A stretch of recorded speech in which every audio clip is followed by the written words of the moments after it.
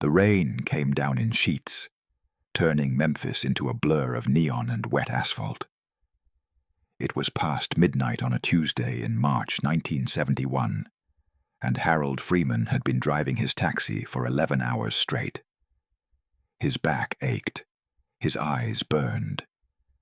The coffee he'd drunk at 10 was long gone, replaced by the hollow fatigue that came from too many nights like this one. He sat at the stand outside the Peabody Hotel, watching water stream down his windshield, wondering if he should call it and go home. The meter wasn't moving. Nobody wanted a taxi in weather like this, except people desperate enough to pay, and those people weren't staying at the Peabody. Then the back door opened, and someone slid inside, bringing rain and cold air with them. "Evening," Harold said, adjusting his rearview mirror. The passenger was just a shape in the darkness, a man, heavy-set, wearing sunglasses despite the night and rain. "Where to?" "Just drive," the man said. His voice was soft, southern, tired in a way that went beyond physical exhaustion. "Anywhere. I just need to move for a while." Harold had been driving taxi in Memphis for 16 years. He'd learned not to question strange requests. "You paying by the hour, or you got a destination in mind eventually?" "I'll pay whatever it costs. Just drive."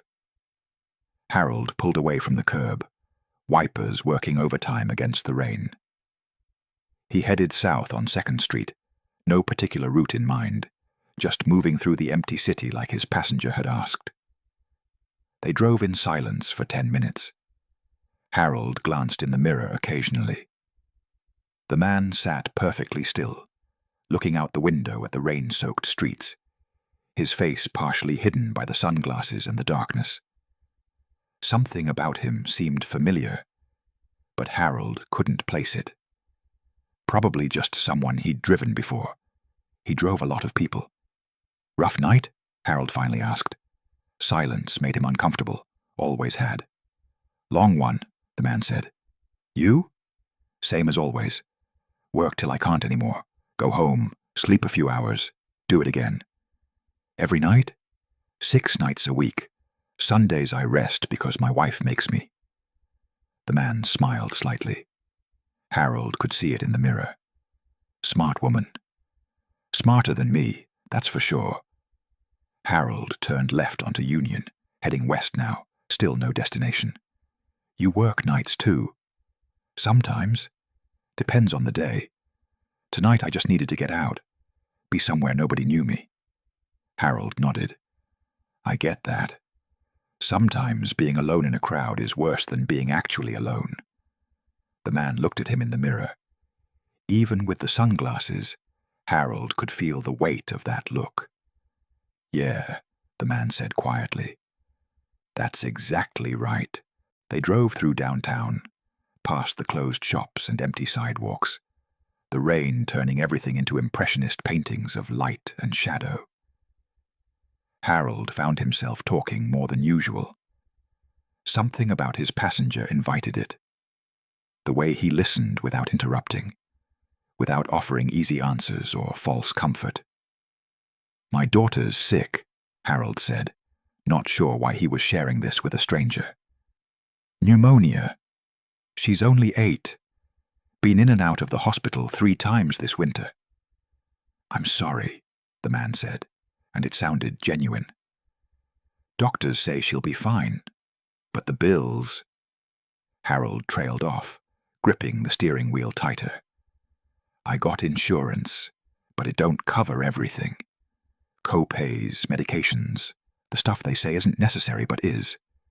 You work and still come up short." "How short?" Harold hesitated. Numbers were embarrassing. They made poverty concrete, undeniable. "About $2,000, maybe more. I'm paying what I can, but it keeps adding up faster than I can pay it down." The man was quiet for a moment. "Your wife work?" "She does alterations at home. Sews for people. Brings in maybe $50, $60 a week when she's got work. But she's got to take care of Sarah. That's our daughter, so she can't take on too much. You got other kids? 2 boys, 16 and 14. Good kids. They help out when they can. Odd jobs, yard work, that kind of thing. But they should be thinking about school, not how to keep the lights on. Harold stopped at a red light, even though there was no cross-traffic. Old habits. The rain drummed on the roof of the taxi like fingers, tapping out some code he couldn't decipher. You ever think about quitting? The man asked. Quitting what? This, the taxi. Finding something else. Harold laughed, but it wasn't a happy sound. And do what? I'm 53 years old. No college, no special skills except driving and talking. You know how many jobs there are for men like me. Not many, and none that pay better than this. You're good at it, though. At what? Talking. Making people comfortable. That's a skill. Harold glanced in the mirror. You saying I talk too much? I'm saying you're easy to talk to. That matters more than you think. They turned onto Madison, heading back toward the river now. The rain was lessening slightly, though fog was starting to rise from the wet streets. What about you? Harold asked. What do you do? I perform, the man said after a pause. Music, mostly. Any good? The man smiled. Some people think so. Making a living at it? Yeah, I make a living. That's good. Not many people can say they love what they do and get paid for it. Harold sighed. I don't hate driving. It's honest work. But some days I wonder what I'm driving toward, you know.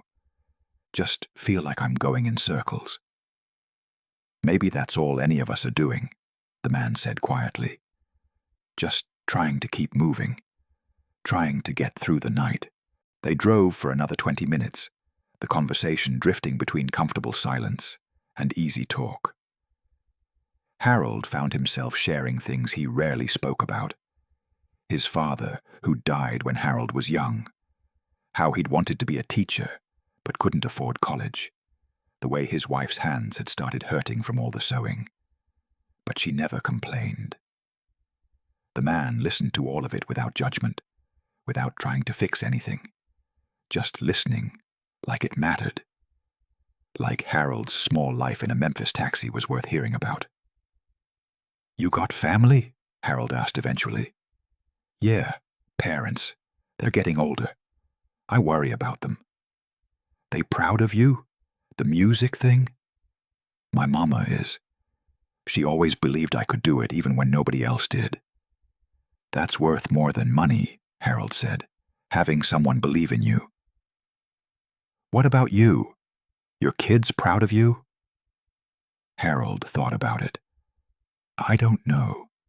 Probably think I'm just their dad who drives a taxi and can't afford the things they want. But I hope someday they'll understand that I did my best, that working an honest job and providing for your family, even when it's hard, especially when it's hard, that matters. It does matter, the man said, and his voice carried something that sounded like emotion. It matters more than most people know. They stopped at another red light. Harold looked at his meter.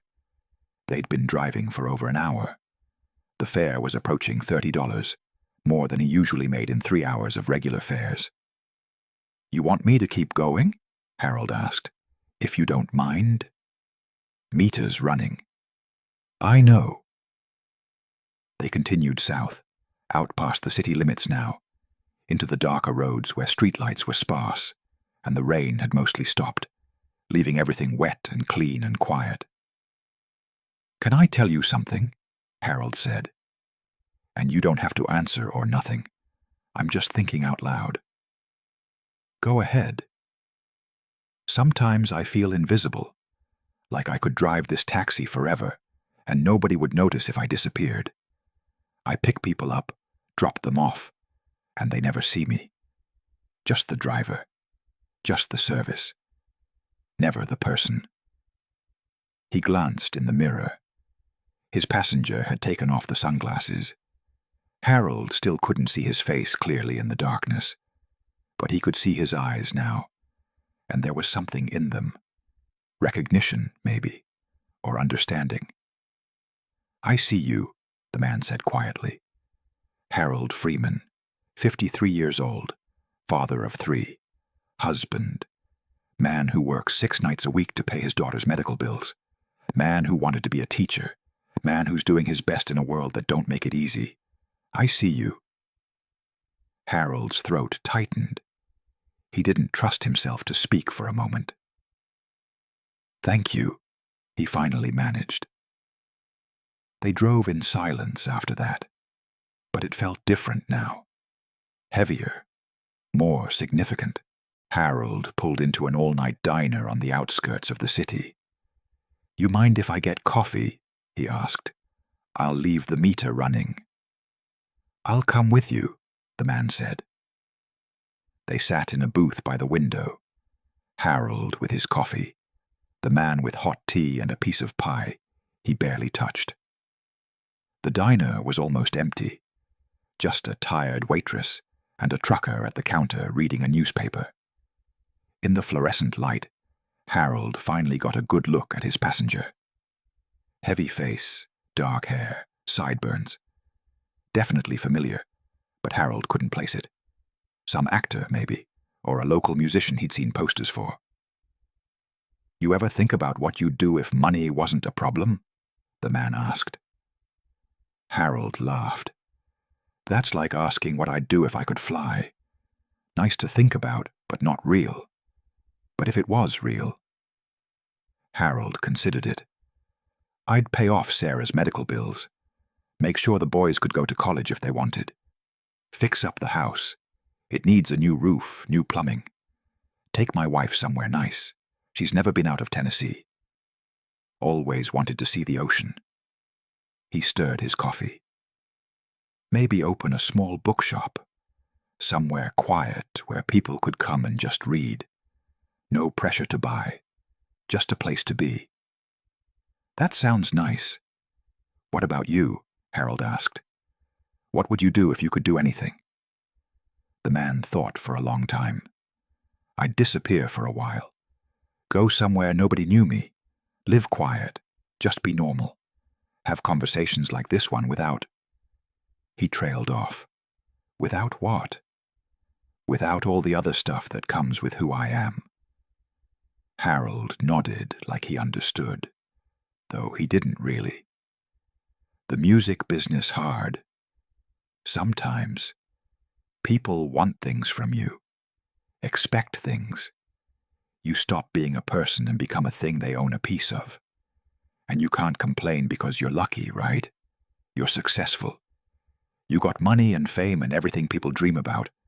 So you smile and you perform, and you give them what they want because that's the deal you made." "Sounds lonely." "It is," the man said quietly. "It really is." They sat in silence, drinking their coffee and tea. 2 men at the end of long nights, finding something like friendship in a diner booth at 2 a.m. When they got back in the taxi, Harold felt different somehow. Lighter. The weight he'd been carrying, the bills, the worry, the sense of invisibility, hadn't disappeared, but it felt more bearable now. Shared, maybe. "Where to?" Harold asked. "For real this time." The man gave an address in Whitehaven. Harold knew the area. Nice houses, big properties. Of course, a musician making a living would live somewhere like that. They drove through the empty city, retracing some of their earlier route. The rain had stopped completely now, and stars were visible between breaking clouds.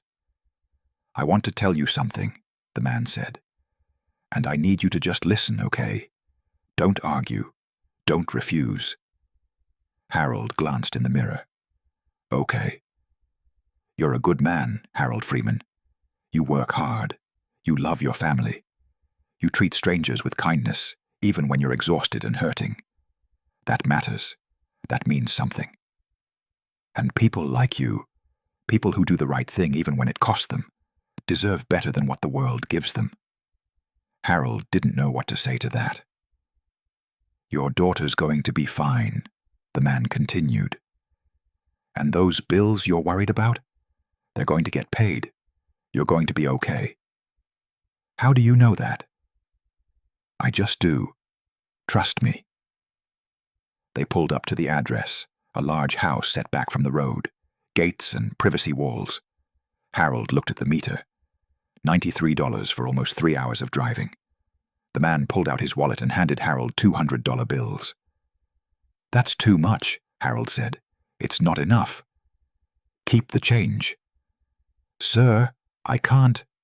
You can and you will. Consider it payment for the company, for seeing me as a person instead of... He trailed off. For tonight, thank you, Harold. He got out of the taxi, started to walk toward the gate, then turned back and leaned down to the window. Take care of your family. Keep being the man you are. And Harold, when things get better, and they will, remember to help someone else, the way you've been helped. Pass it on. I don't understand. The man smiled. You will. Good night, Harold. He disappeared through the gate. Harold sat there for a moment, looking at the $200 in his hand, feeling like something important had just happened, but not sure what. He drove home as the sun started rising, the city slowly waking up around him. A week later, Harold received a letter at home. No return address. Inside was a single sheet of paper with a typed message. Your daughter's medical bills have been paid in full. Your mortgage payments are current for the next year. A scholarship fund has been established for your son's education. This is not charity. This is recognition of a good man doing his best. You earned this through your kindness, your integrity, and your humanity. Share your story when you're ready, but know that you were seen, you mattered, and you made a difference. A friend. Harold read it 3 times. His hands shook. His wife looked over his shoulder and gasped. Who would do this? She whispered. I don't know. But that wasn't quite true. Harold thought about the passenger from that rainy Tuesday night. The man who'd listened for 3 hours. Who'd said Harold was seen. Who'd said things would get better. He called the hospital. The bills were indeed paid, all of them in full, by an anonymous donor. The mortgage company confirmed the same thing. The boys' school had been contacted about a scholarship fund established in their names. Harold sat at his kitchen table and wept. 6 years passed. Sarah recovered fully. The boys both went to college, one studying engineering, the other literature. Harold kept driving his taxi, but the weight was different now, manageable. He and his wife did eventually see the ocean. They took a week in Florida, the first vacation they'd had in 20 years. Harold never forgot that night, or the mysterious passenger, but he never figured out who it was. Some wealthy benefactor who'd taken pity on him, he assumed. Someone who'd been moved by his story. He tried to find ways to pay it forward, drove elderly people for free sometimes, helped neighbors when he could, donated to medical funds for families who couldn't afford care. Then one evening in August 1977, Harold was home watching the news when the anchor's face appeared, solemn and grave. We're receiving reports that Elvis Presley has died at his home in Memphis. He was 42 years old. Harold felt a strange chill. Elvis Presley, Memphis, 42 years old. They showed footage. Elvis performing, Elvis in movies, Elvis in concert. And then they showed an interview, something from a few years earlier. The voice hit Harold like a physical blow. Sometimes being alone in a crowd is worse than being actually alone. That voice. He knew that voice. They showed more clips. Elvis talking about his mother. Elvis discussing his philosophy on helping people.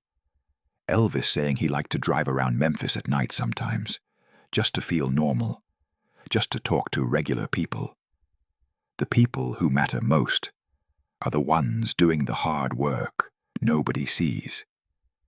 The people showing up every day, the people being kind when it costs them.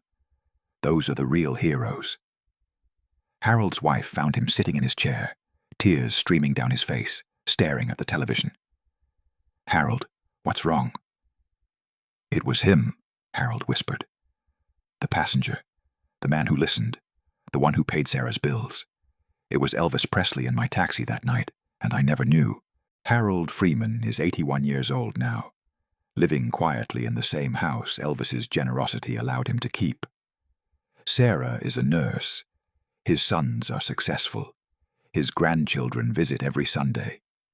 He tells the story often about the rainy night in 1971 when Elvis Presley sat in his taxi for 3 hours and just listened.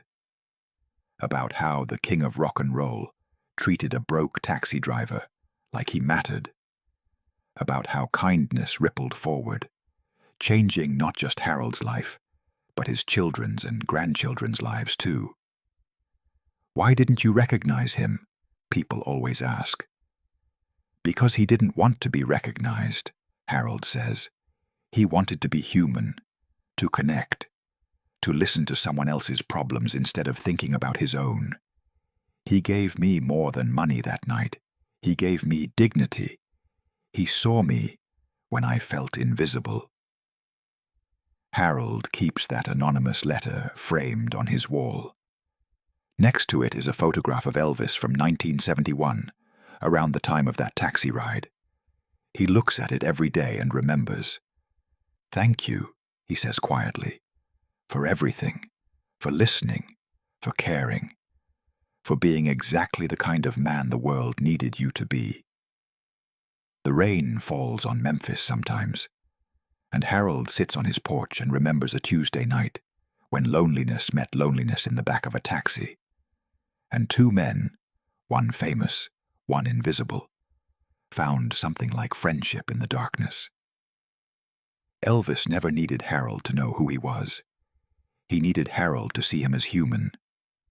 And in return, he made sure Harold knew he was seen too. That's what remains. That's what echoes. That's the story that matters more than all the songs and all the fame. The night a king rode in a taxi driven by a good man, and they saved each other without even knowing it. Until the very end, when it was too late to say thank you, but not too late to understand, not too late to remember, not too late to pass it on.